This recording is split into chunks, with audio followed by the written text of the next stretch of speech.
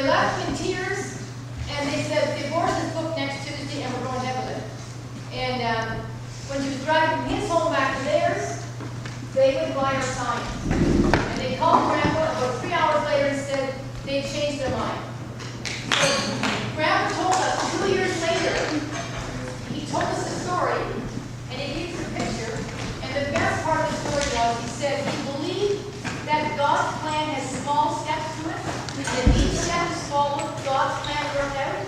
He said to us, you were the last step of God's plan for my little Abigail faith. Oh.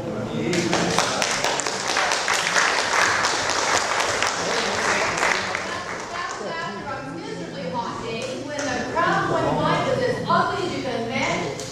They threw water bottles at us, which made a real snap on these.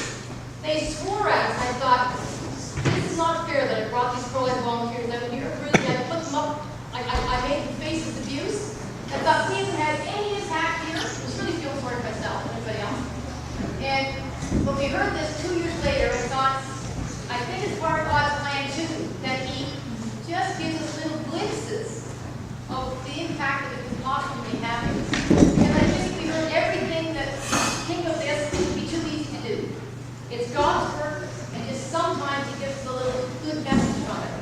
So this is our little Abigail Faith. And he looks just like Grandpa. Here's the Bowmanville. Oh my God, I was there. This is another one of our little babies. This is a little guy that his 16-year-old mother was on her way to an abortion by himself. Knew she didn't want to do it. The parents had convinced her. She went to a bus stop. You can imagine going all by herself to the hospital for an abortion. She read fire signs and she turned around and went home. And 11 years later, she connected with a pro-life person on a pro-life committee, and she told her this story. How her little Jacob was saved because she saw some real pictures of what abortion was. So a little 16-year-old girl went